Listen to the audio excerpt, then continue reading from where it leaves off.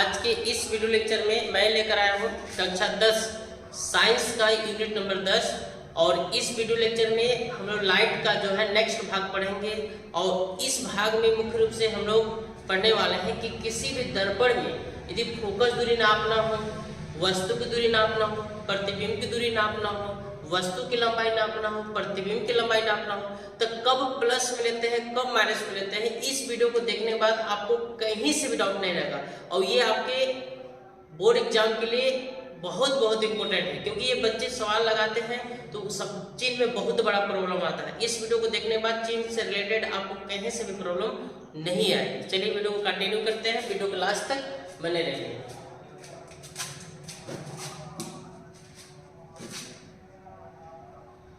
दर्पणों में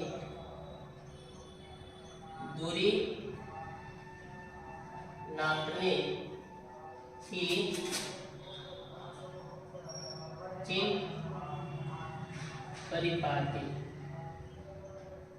दर्पणों में दूरी नापने की चिन्ह परिपाटी। तो सबसे पहले हम इसको समझने से पहले कुछ काट्य तल के चिन्ह सिस्टम को समझ लेते हैं। जैसे काट्य तल में चिन्ह सिस्टम ये है कि जैसे मान लीजिए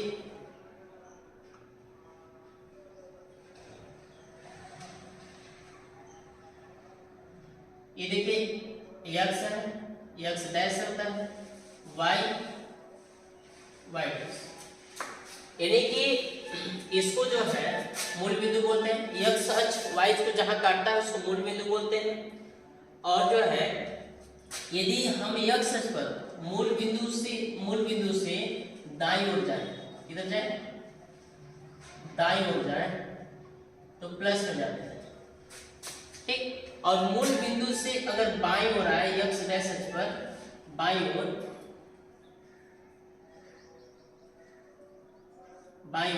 माइनस में। आपको क्या ख्याल रखना है कि अगर मूल बिंदु से यक्स अक्ष पर दाईं ओर जाते हैं प्लस में, बाईं ओर आते हैं माइनस में, और जो ऊपर जाते हैं इस तरह से वाई अक्ष प्लस में और नीचे आते हैं तो माइनस में। बस ये सिस्टम को ध्यान रखिएगा, सब आपको ये पूरा चीज समझ में आ जाए। क्या याद रखना है कि अगर काट्य तल में यक्स अक्ष पर अगर हम दाईं ओर जाते हैं, मूल बिंदु से दाईं ओर कहीं भी चलेंगे तो प्लस में, बाईं ओर जाएंगे माइनस में, यक्स वाई अक्ष पर ऊपर जाएंगे प्लस में, नीचे आएंगे माइनस में। इस सिस्टम को आप एकदम ख्याल रखिए, ठीक। चलिए अब वीडियो कंटिन्यू करते हैं। पहले हम दर्पणों में चिन्ह दूरियां नापने के चिन्ह परिपाटी के लिए हम दर्पण बना लेते हैं।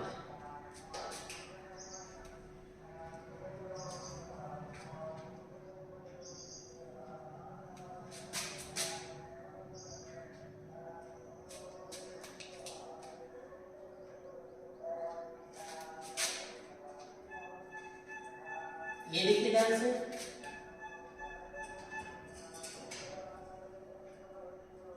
ये वाई अक्ष वाई डैश, यक्स यक्स डैश, यक्स यक्स डैश।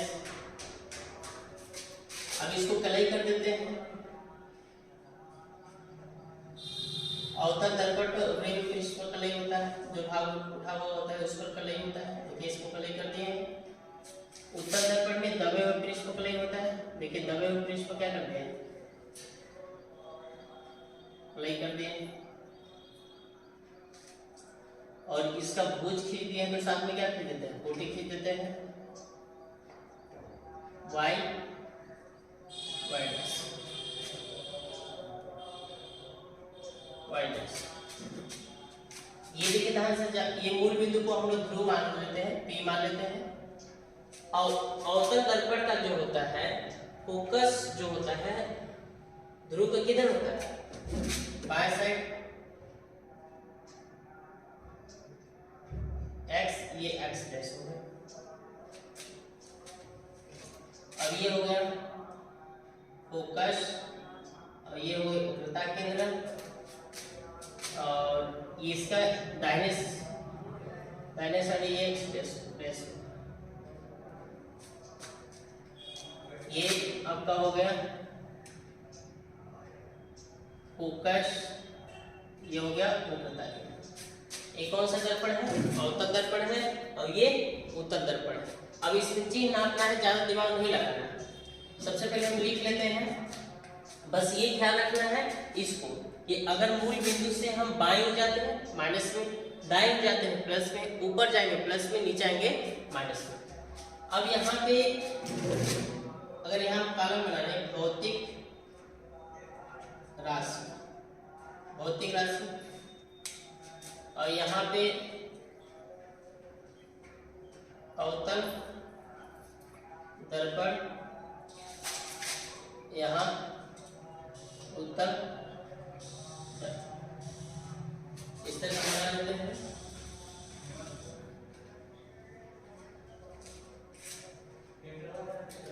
नंबर 1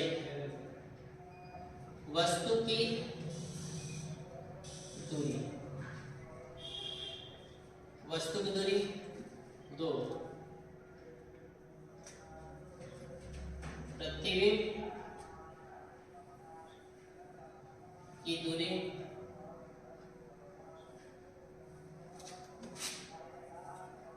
फोकस दूरी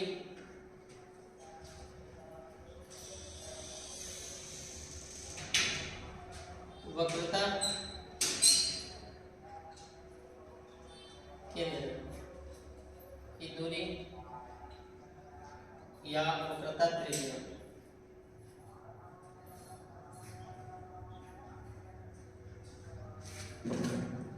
पांचवा प्रतिबिंब की लंबाई। छठवां वस्तु की लंबाई। इतना चीज को हम लोग देखेंगे। यहाँ पे भौतिक राशि में आ गया, यहाँ पे नहीं तो अवतल कर लेते हैं, अवतल दर्पण, और यहाँ पे कर लेते हैं उत्तल दर्पण। आप लोग का ड्राइंग अच्छा होगा, चित्र अच्छे से बना लिया, हमको ड्राइंग थोड़ा सा कम आता है। चलिए अब देखिए तरह से वस्तु की दूरी, एक चीज दिमाग में रखिए कि वो लेंस हो चाहे दर्पण हो, और कोई भी लेंस हो चाहे कोई भी दर्पण हो, हमेशा वस्तु जो है दर्पण के बाएं साइड रखा जाता है। बाएं मतलब जो है हमेशा किधर रखा जाता है? बाएं साइड रखा जाता है। मतलब जो है वस्तु, मतलब जो है वस्तु लेंस हो चाहे दर्पण, हमेशा बाएं साइड रखा जाता है। और बाएं होता है जो भी दूरी होता है क्या होता है? माइनस में। जैसे इसमें जो वस्तु रखा जाएगा इधर रखा जाएगा, इसमें जो वस्तु रखा जाएगा इधर रखा जाता है, यानी कि वस्तु हमेशा लेंस या दर्पण के बाएं साइड रखा जाता है। तो जो बाएं साइड आएगा तो बाएं साइड की सभी दूरी क्या होती है? माइनस में। तो जब वस्तु जब भी रखेंगे तो इसके इधर रखेंगे, इसके इधर, तो ये वाला दूरी प्लस होता है माइनस में? वहां देखिए क्यों? क्योंकि अगर हम इधर जाते हैं तो प्लस में, और इधर आते हैं तो माइनस में, ऊपर जाते हैं तो क्या में? ऊपर जाते हैं तो प्लस में, और नीचे आते हैं तो माइनस में। और इसमें ऊपर जाते हैं प्लस में, इधर जाते हैं प्लस में, नीचे आते हैं माइनस में, इधर जाते हैं माइनस। तो कहने का मतलब जो है वस्तु हमेशा लेंस के या दर्पण के बाएं ओर रखा जाता है, तो इधर रखी जाती है दूरी प्लस और माइनस में, माइनस में। और वस्तु की दूरी जो है यू, वस्तु की दूरी को मतलब ध्रुव से वस्तु की दूरी को जो है क्या से दर्शाते हैं? यू से दर्शाया जाता है। तो यहाँ से कितना हो जाएगा? Minus you. अगर यू का मान आपका प्लस में आ रहा है तो एकदम गलत है, क्योंकि यू कभी प्लस में हो ही नहीं सकता, क्योंकि वो हमेशा दर्पण के या लेंस के बाएं साइड होता है। ठीक। अब प्रतिबिंब की दूरी देखिए, प्रतिबिंब दो प्रकार का होता है, वास्तविक प्रतिबिंब और आभासी प्रतिबिंब। तो कहने का मतलब जो है अगर प्रतिबिंब वास्तविक बनता है, क्या बनता है? वास्तविक, क्योंकि अवतल दर्पण जो है आभासी भी प्रतिबिंब बनाता है और वास्तविक प्रतिबिंब। ये कहाँ हम लोग देखेंगे? अभी जस्ट अगले वीडियो में देखेंगे कि कब अवतल दर्पण वास्तविक प्रतिबिंब बनाता है और कब आभासी प्रतिबिंब बनाता है। तो कहने का मतलब जो है अगर ये वास्तविक बनाता है, मान लो वास्तविक बनाता है और आभासी बनाता है,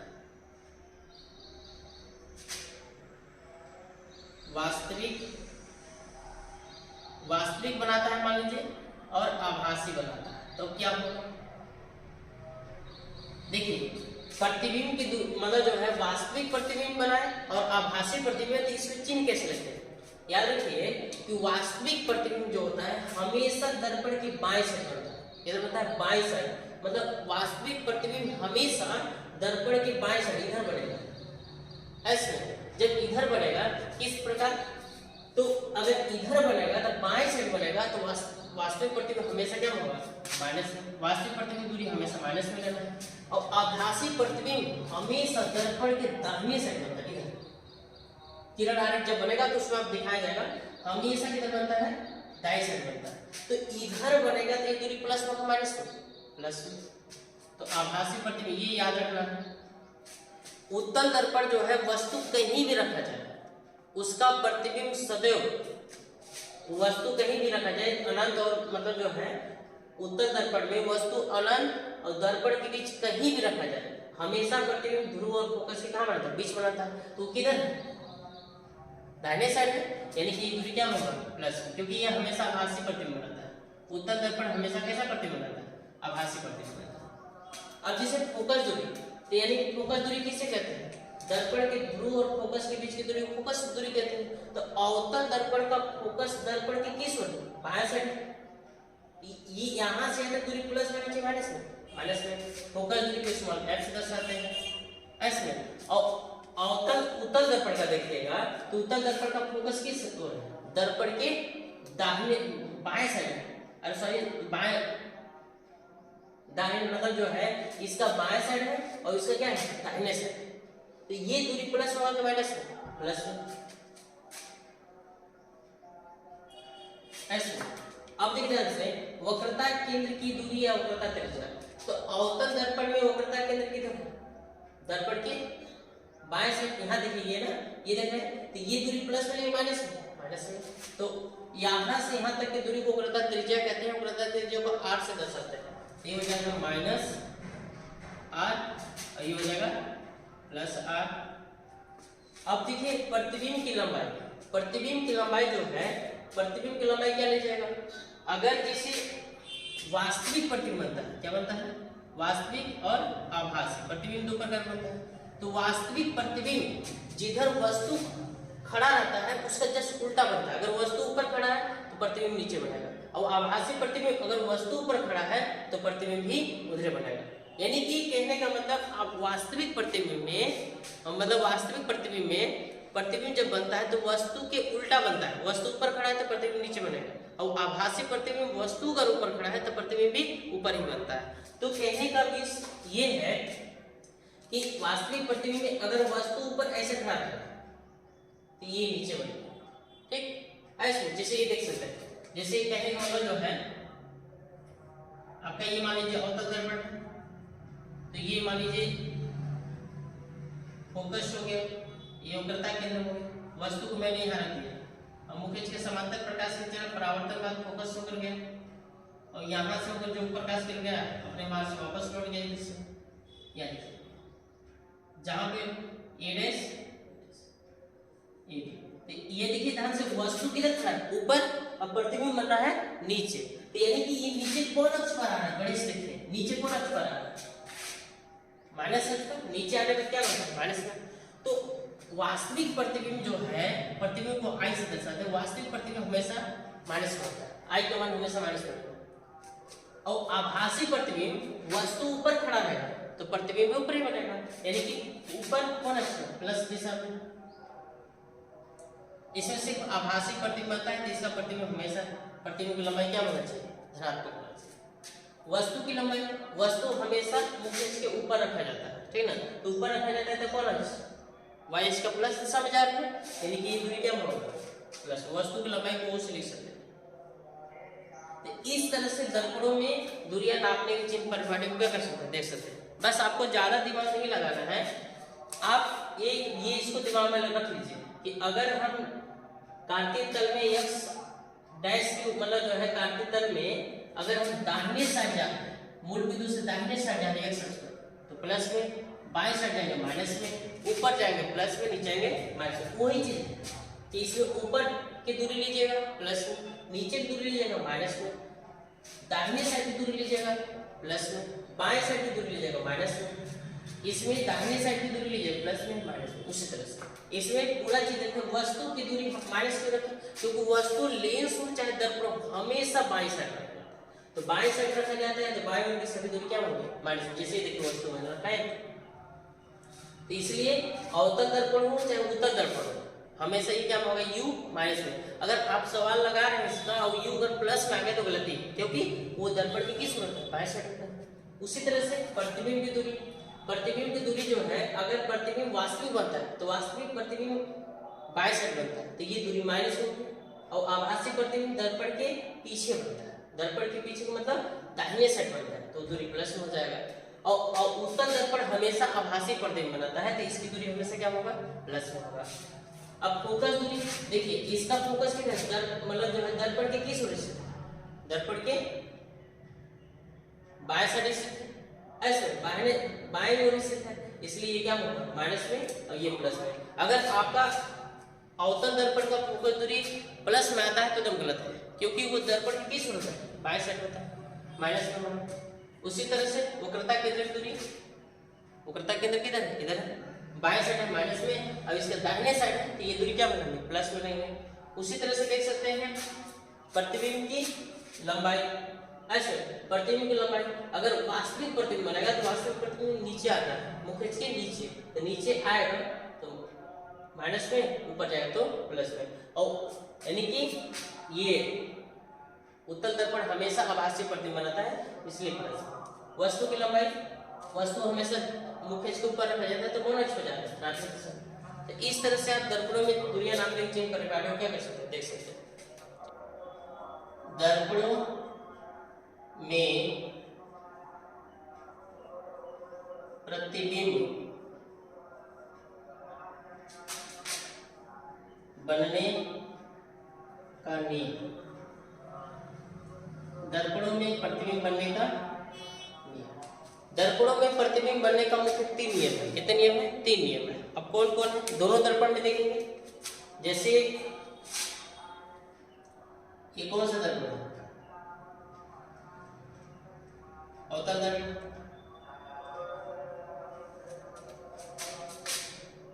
ये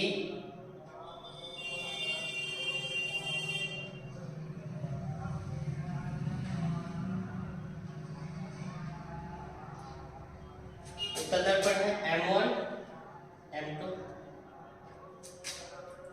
M1 M2। 3 पहला नियम देखें, जैसे ये मान लीजिए इसका मुख्य अक्ष और ये इसका मुख्य अक्ष ऐसे, और ये हो गया ध्रुव, ये इसका ध्रुव हो गया, ये हो गया फोकस, और ये हो गया वक्रता केंद्र, और ये हो गया इसका फोकस, ये हो गया इसका वक्रता केंद्र। एक चीज दिमाग में रखिए कि अवतल दर्पण में मुख्य अक्ष के समांतर, अवतल दर्पण में मुख्य अक्ष के समांतर, अवतल दर्पण में मुख्य अक्ष के समांतर चलने वाली प्रकाश किरण जो है, जब उसका अपवर्तन होता है तो कहां से हो जाता है। नियम याद रखिए कि अवतल दर्पण में मुख्य अक्ष के समांतर चलने वाली प्रकाश किरण जब उसका दर्पण से परावर्तन होता है तो किस बिंदु से हो जाता है फोकस हो जाता है। और उत्तल दर्पण में मुख्य अक्ष के समांतर आने वाली प्रकाश किरण, उत्तल दर्पण में मुख्य अक्ष के समांतर आने वाली प्रकाश किरण, जैसे उत्तल दर्पण में मुख्य अक्ष के समांतर प्रकाश किरण आ रहा है, ठीक है ना। मुख्य अक्ष के समांतर आने वाली प्रकाश किरण जब परावर्तित होती हैं तो किस बिंदु से आते हुए दिखाई देते हैं फोकस में आते हुए दिखाई देते हैं। यानी कि अवतल दर्पण में मुख्य अक्ष के समांतर आने वाली प्रकाश किरण दर्पण से परावर्तन बाद फोकस से होकर जाती है, और उत्तल दर्पण में परावर्तन के बाद फोकस से आते ही प्रतीत होती है। ये आ नहीं रहा है रियली में, ऐसा नहीं कि ये किरण जाकर इसी में हो गया, नहीं लग रहा है कि ये किरण कहां से आ रहा है एक्स से, ठीक। पहला नियम हो गया। दूसरा नियम ये हो गया, ये आपका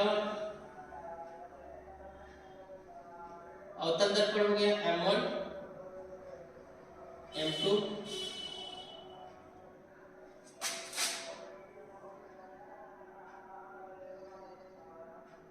अवतल दर्पण हो गया M1 M2, ये इसका फोकस हो गया, ये वक्रता केंद्र हो गया, और ये इसका फोकस हो गया, ये वक्रता केंद्र हो गया, ठीक है। दूसरा नियम, जैसे इसमें जो प्रकाश किरण फोकस होकर जाता है, जो प्रकाश किरण फोकस होकर जाता है, देखिए यानी कि अवतल दर्पण में जो प्रकाश किरण फोकस होकर जाता है तो उसका जो परावर्तन होता है तो मुख्य अक्ष क्या हो जाता है, समांतर हो जाता है। उसका जब उल्टा है, मुख्य अक्ष क्या हो जाता है, समांतर। और इसमें जो प्रकाश किरण फोकस की ओर आता है, जैसे फोकस की ओर आता है, जब इसका परावर्तन होता है तो मुख्य अक्ष क्या हो जाता है, समांतर। ऐसे ये देखिए दूसरा नियम। तीसरा नियम क्या है,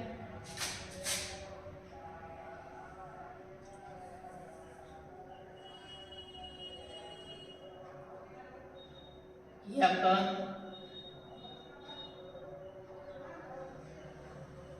M1 M2 अवतल दर्पण। तीसरा नियम है, ये ध्रुव हो गया, ये फोकस हो गया, ये वक्रता केंद्र। जो प्रकाश किरण अवतल दर्पण में वक्रता केंद्र से होकर जाता है, इस तरह से देखो, वक्रता केंद्र से होकर गया, ये प्रकाश किरण कहां से आएंगे, किसी वस्तु से आएंगे, तो वक्रता केंद्र से होकर जब जाता है तो जब उसका परावर्तन होता है तो जैसे आया था, जिस रास्ते से आया उसी रास्ते से वापस लौट जाता है। देखिए इस तरह से क्या होता है, वापस लौट। यानी कुल मिला के वक्रता केंद्र से होकर जाने वाली प्रकाश किरणें जब दर्पण से परावर्तित होती है तो उसी मार्ग से क्या हो जाती है, वापस लौट जाती है, ठीक। और उत्तल दर्पण में